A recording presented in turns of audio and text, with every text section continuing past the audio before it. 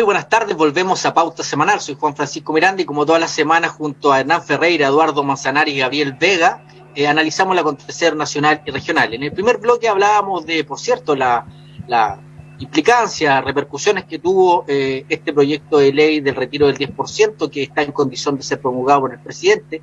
Hoy viernes se anunció que sería promulgado y con lo cual a partir de hoy, 10 días hábiles, tienen las aseguradoras de fondos de pensiones para poder empezar a hacer este retiro, facilitar este retiro. Volvemos a insistir que hay que tener mucho cuidado porque han habido ya denuncias de estafa, así que hay que tener mucho cuidado y precaución. Eduardo, en el primer bloque, al término del primer bloque, Hernán Ferreira efectivamente te emplazaba a hacer este análisis con Argentina, un poco en términos de lo que tú has señalado permanentemente, en distintos tipos de manejo de pensión. Lo cierto es que las cifras hemos tenido lamentablemente muchos fallecidos, siempre una mala noticia, pero también aquí siempre será parte del análisis posterior ver cuáles son las medidas exitosas, cuáles las que no fueron exitosas. En la región sabemos si hubo algunas lamentables decisiones producto de la tardanza y las medidas centralistas, porque ahí como que se esperaba la noticia de Santiago antes que tomar medidas regionales, pero un poco para tu defensa frente a lo que señaló Hernán respecto al manejo de la crisis tanto como en Argentina. Mira, yo no creo que tenga que defenderme porque, tal como lo he dicho en otra oportunidad, los hechos son los que hablan. A Hernán le gusta estas escaramuzas permanentes, tratar de evadir la responsabilidad principal que tiene su gobierno y su partido en particular, ¿no es cierto?, en estas decisiones. Pero como digo, los hechos son los importantes. Mire, Argentina tiene casi 42 o 44 millones de habitantes. Casi 2 veces y media la cantidad de habitantes que tiene Chile, y creo que me quedo corto. A la fecha tiene 2.700 fallecidos reconocidos con el mismo sistema que tiene Chile. Y Chile tiene 9.000, lo acabo de verificar. Es decir, Chile tiene más de 3 veces los fallecidos y tiene menos de la mitad de la población que tiene Argentina. Eso habla de cuál es el efecto que tiene una política pública mal implementada en Chile en este caso. Yo creo que a esta altura no es un tema de contar los muertos, pero va a tener que llegar el momento en que vamos a tener que discutir cuál fue el efecto que tuvo la aplicación de una política pública sanitaria que a juicio de muchos fue equivocada y que recién se está corrigiendo. Así que yo lo dejo hasta ahí nomás. Argentina 2.700 muertos, Chile 9.000. Y Argentina va a subir, pero yo creo que en ningún caso va a llegar a lo que tiene.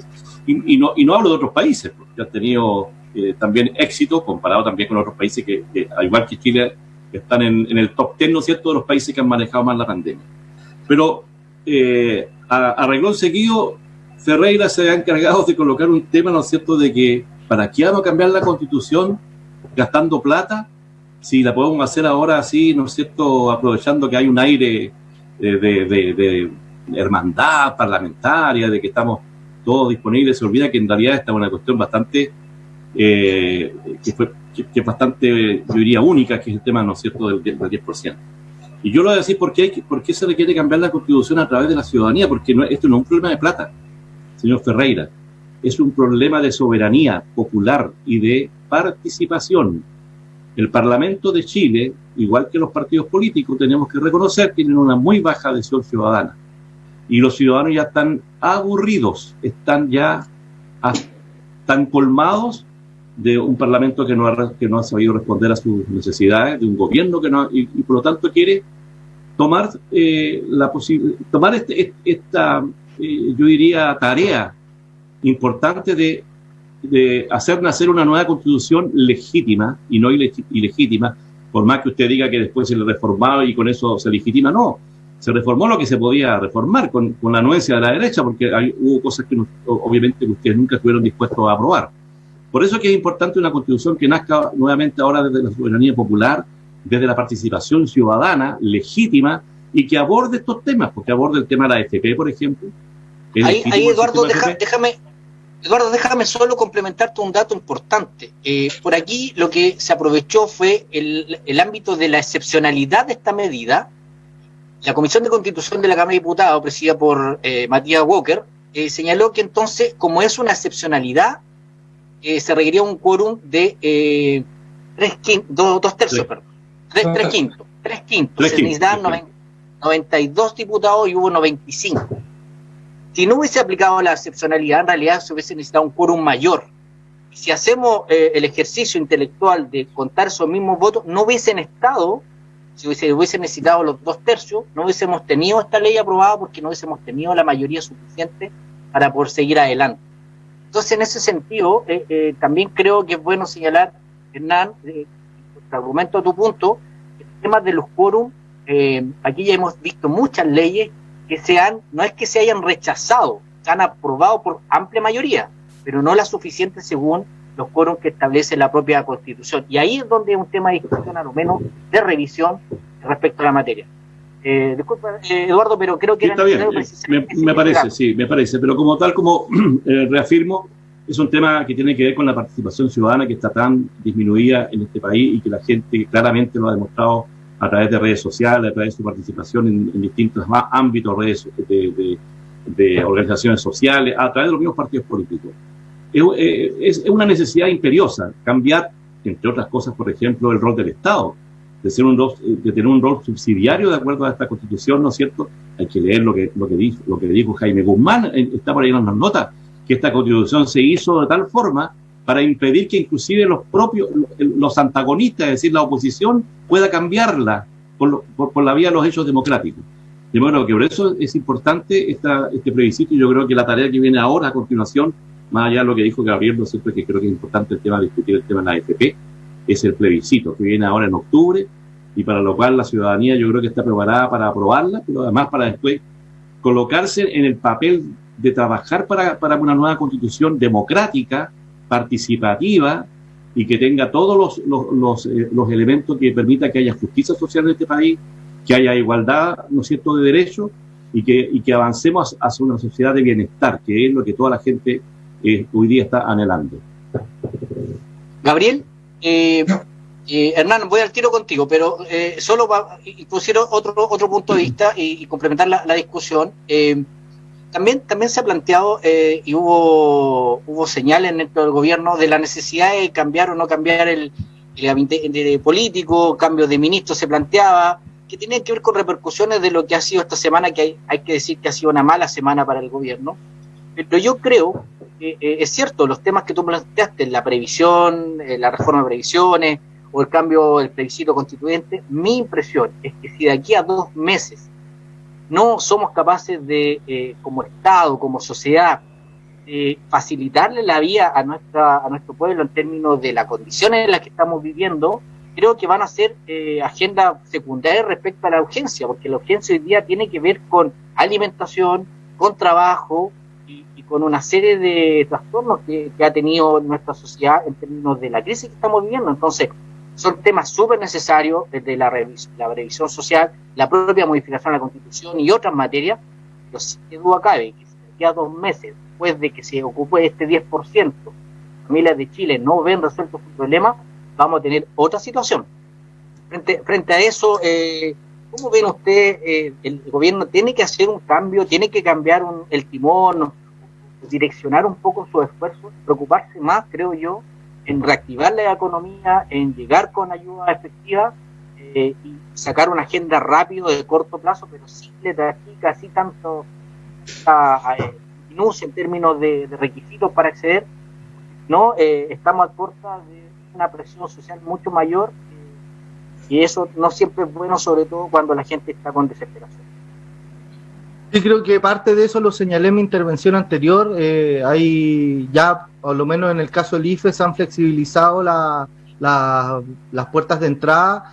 Entiendo que se tiene que hacer a toda la política pública que se realiza.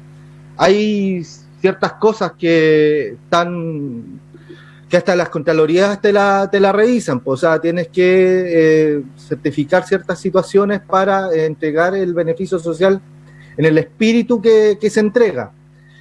Ahora, lo que no tenemos que esperar es que esta clase media se vuelva pobre para que sea beneficiaria mediante los instrumentos. Con eso estoy muy de acuerdo y entiendo de que esta política que finalmente el autopréstamo de tus propios dividendos que estaban pensados en tu pensión para salir al paso de manera excepcional, es algo que va simplemente a ayudar y quizás para muchos sea tapar hoyos para atrás y no mucho proyectarse en el futuro. Por eso insisto también de que las políticas que ha propuesto el gobierno, que han sido, entiendo, contundentes, o sea, 500.000 pesos de bonificación por familia, por trabajador, no es menor.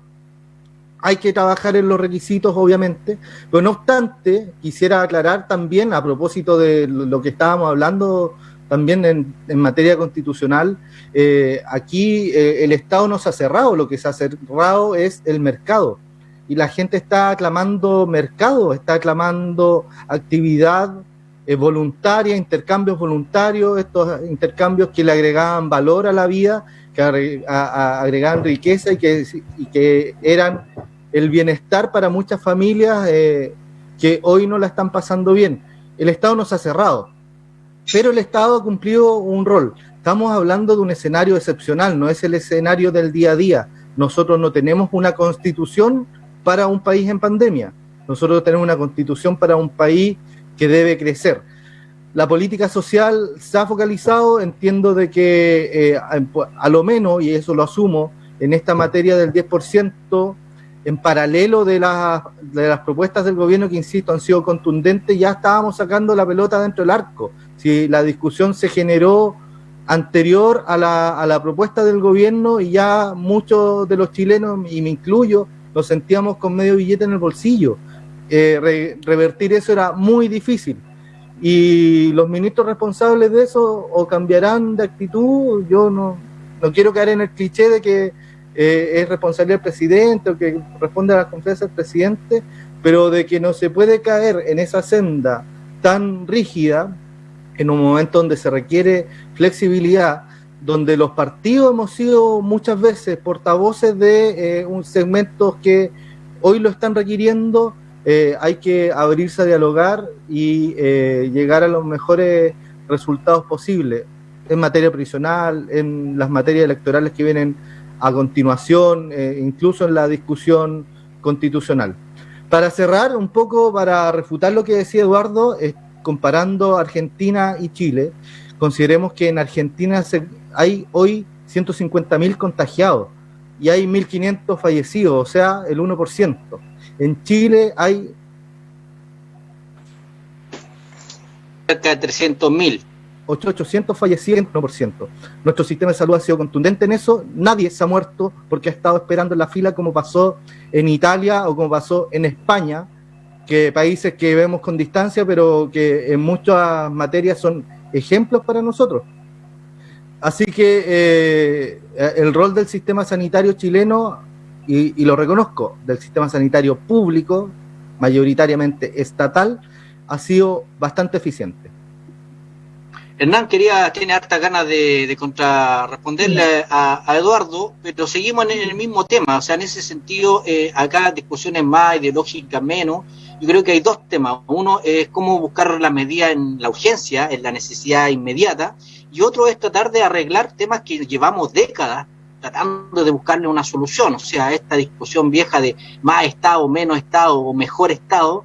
Lo cierto es que hay algo que hacer con el Estado, pero todavía no somos capaces de ponernos de acuerdo, porque claro, la libertad, el crecimiento del país ha sido importante, pero también hemos escondido bajo la alfombra cifras que no nos gustan. La informalidad del empleo, los bajos sueldos, la distribución de la riqueza. O sea, el modelo puede ser bueno en muchas aristas, pero hay otras áreas que claramente el modelo chileno tiene problemas, y frente a esos problemas todavía no hemos sido capaces de resolverlos. El tema está que en esta pandemia se han visibilizado con mayor fuerza, pero tampoco se trata, creo yo, de tratar de resolver los problemas de largo aliento en una situación de crisis. Frente a eso, el gobierno tiene que hacer cambios, Hernán. La UDI ha sido una de las voces más críticas respecto a la conducción, en particular del ministro del Interior, y a nivel regional, en términos locales, del propio intendente Fernández. ¿Cuál es tu mirada de lo que debe hacer el gobierno en lo que queda? A ver, sí, bueno, el gobierno ha dado una batería de soluciones, ¿cierto? Que algunos llegan más, otros llegan a tal sector, la UDI ha sido bastante crítica, eso es público y notorio, ¿cierto?, respecto de la ayuda a la clase media. Ha empujado al carro para que se ayude a la clase media, y efectivamente, bueno, en eso queda a veces un sabor a que siempre, digamos, es posible mejorar lo que se está haciendo, pero más que la intención, los hechos efectivamente están hablando por sí mismos, y esto del 10% que era una medida, ¿cierto?, que era más rápida, y por eso estaba totalmente de acuerdo, porque creo que el gobierno va en ese sentido en la línea correcta. Se requieren correcciones como toda obra humana, ¿cierto?, pero no es un gobierno que, diría que es un gobierno proactivo. Es cierto que efectivamente a veces cuando el Estado es muy pesado, mucha burocracia, ojo, el Estado, mucha burocracia, las ayudas no siempre llegan. Ahora, respecto de Eduardo hablaba de los números, ¿cierto?, que los números mandan. Bueno, el índice de desigualdad en Chile ha bajado. Me imagino que alguien del Partido Socialista va a decir que no, ¿cierto? Cuando el dato conviene lo tomamos, cuando no conviene no lo tomamos. La desigualdad en Chile ha bajado. Están los datos. Otra es la sensación de desigualdad. Yo no digo que no haya desigualdad, digo que han bajado, que es distinto, ¿ya? Que no se me malentienda, decir no hay desigualdad, la hay, pero los datos han bajado sostenidamente, por lo menos hasta el año pasado, han bajado sostenidamente, y eso había sido reconocido por todo el mundo, y los gobiernos de la concertación se felicitaban mucho en eso. De que la Constitución es ilegítima, como dice Eduardo, bueno, que la gente sepa entonces que el gobierno de Bachelet hace un gobierno ilegítimo, antidemocrático, ilegal, ¿cierto? Hay que desconocer ese gobierno, porque este gobierno, por ejemplo, del presidente Bachelet, nace de esta Constitución, se funda esta Constitución, y si la Constitución es legítima, obviamente el gobierno de Bachelet es legítimo, para que la gente lo sepa, lo que está diciendo Eduardo, ¿ya? Tema rapidito, lo que decía Gabriel tiene razón. Índice de letalidad Argentina, 5,4. Índice de letalidad de Chile, 4,1. Por eso que hoy día estamos más calladitos con Argentina, porque claro, estaba más complicado. Y respecto, fíjate, que de la Constitución, se alcanzó los quórum de los 2/3 en esta votación del 10%. Por tanto, hubo, de hecho, lo vimos, lo dice Jorge Correa Sutil, militante de Mata Cristiano, ¿cierto? El profesor de Derecho Constitucional, miembro del Tribunal Constitucional en su oportunidad, ¿cierto? Y lo dice, ¿cierto? Que él pensaba que era 2/3, pero que esa discusión ya no tenía sentido porque se alcanzaron en el Congreso Nacional los 2/3. O sea, un consenso no es suficiente como para poder reformar la Constitución en calma y en tranquilidad, o en relativa calma y en relativa tranquilidad. Hay una ejecución de acuerdo. Y eso que la ciudadanía nos está pidiendo, lo está pidiendo todo el mundo. Pónganse de acuerdo. ¿Quién es esta ejecución de acuerdo? Fíjense ustedes. Y se cambió una norma constitucional. ¿Se puede hacer esto? Sí. Y lo último, no sé. No nos dicen, importa el dinero, importa que se gaste. Bueno, eso son los gobiernos socialistas, que se gaste, ¿cierto? En políticos, que se gaste en políticos. Total, siempre hay alguien se va a enchufar, algún miembro por aquí, por allá. Pero no, ese no es el tema. El tema es focalizar el dinero en la gente, no en políticos. Sí, yo ahí, brevemente, para también opinar respecto a lo que tú estás planteando, porque me siento tocado. Yo diría que aquí la discusión no es gastar y olvidarnos. Acá tiene que ver con sentido de urgencia. A mí me duele mucho la frase cuando algunos han dicho esto es pan para hoy y hambre para mañana. Sí, pero desde el punto de vista biológico, tú primero tienes que satisfacer tu hambre presente y después pensar en el futuro. Eso no quiere decir que te olvides del futuro. Ese argumento creo que, además de ser falaz, es bastante prepotente y poco empático con lo que está viviendo la gente, que es cierto que ha tenido problemas. Y respecto a esto, diría que el tema de fondo tiene que ver que esta crisis, al menos a mí me ha dado la conclusión de que este Estado es un Estado arcaico, antiguo, poco moderno, poco empático, poco flexible a la hora de resolver problemas. Y una sociedad, si no tiene organizado un Estado para resolver sus problemas, creo que significa que no avanza. Y en esto nos hemos dado cuenta, con más claridad o menos claridad, que el Estado que tenemos, y es una discusión pendiente que hemos tenido, porque venimos hablando de reformas tributarias, de mejor educación, más salud, pero resulta que el motor que debe garantizar que esos beneficios, esos accesos, esos derechos se desarrollen a plenitud, es un Estado. Y ahí a veces quedamos con la discusión arcaica y caricaturesca de que un Estado significa más computadores, más procesos, más planes de mejoramiento de la gestión, finalmente más letra muerta y papel, porque la verdad es que la sensación de la ciudadanía es que es más burocracia y que no resuelve los problemas. Y eso se agiganta en esta situación donde vemos que el Estado está llegando tarde, y eso no es un problema de derecha ni de izquierda, creo yo que es un problema que tenemos de hace rato en términos de cómo nos preparamos para una sociedad del futuro. Eduardo, aquí Hernán también plantea respecto a la legitimidad. Te invito a los últimos minutos que quedan a ver el tema que viene. Yo he leído estos últimos días que, aunque no le gusta a nuestro amigo de derecha, la discusión de fondo detrás de esta crisis es que se requiere una mayor socialdemocracia, y eso no significa más izquierda, sino que tiene que ver con un Estado que frente a la crisis tenga una manera eficaz y efectiva de resolverlo. Y eso lo han planteado pensadores no de izquierda necesariamente, sino que tienen que ver con que en esta crisis vino a mostrarnos efectivamente el mercado, por una razón natural, cuando se restringen las libertades de tránsito, de desplazamiento, el mercado no existe, no funciona, y eso lo estamos viviendo. Frente a ello, esa discusión es la que viene. Yo creo que eso va a marcar el debate político en lo que viene, ¿no? Con esta mirada, porque en realidad hay también una autocrítica como sector que debemos hacer, y hace rato que no lo estamos haciendo. Sí, lo que viene ahora es la discusión por el tema plebiscitario y cuál es el tipo de sociedad que queremos construir a partir de todas estas crisis. Y efectivamente, bueno, yo cuando escucho a Hernán, recuerdo a Joseph Goebbels, un famoso ministro alemán, ¿no es cierto?, del régimen nazi, que decía: miente, que algo queda.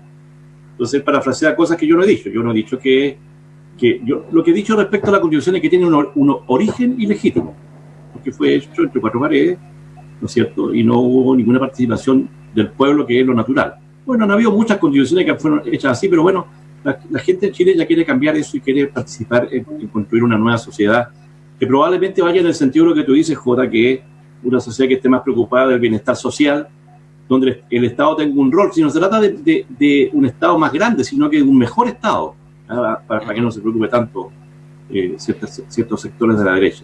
Un Estado que efectivamente, por lo menos en algunos ámbitos, vuelva a recuperar el rol que siempre tuvo, en la salud, en la educación y en el sistema de previsión social, que esas son las tres áreas que la gente tiene de mayor preocupación. Pero no, nadie, yo creo que está pensando en una sociedad donde la iniciativa privada, ¿no es cierto?, que tanto éxito tuvo en Chile en algunos momentos de su historia, se vaya para la casa, por el contrario, pero donde el Estado sea un socio de esa iniciativa privada y al revés también. De manera que yo creo que sí, están dadas las condiciones para discutir sobre eso, y por eso que el tema plebiscitario va a ser fundamental, y yo hago un llamado a la gente a que, a partir de estas necesidades inmediatas, no se olviden de que en octubre, el 25 de octubre, hay una situación que hay que ir a resolver, ¿no es cierto?, con el voto. Se está hablando hoy día en vez de un día, 2 días, donde hay que mayoritariamente decirle a la humanidad, a Chile entero, que se quiere cambiar una constitución, y desde allí, ¿no es cierto?, proceder a trabajar para poder construir una constitución que permita, ¿no es cierto?, estos anhelos de una sociedad más libre, más justa, más solidaria y más unida. Yo creo que para allá va el mensaje que hoy día queremos recoger.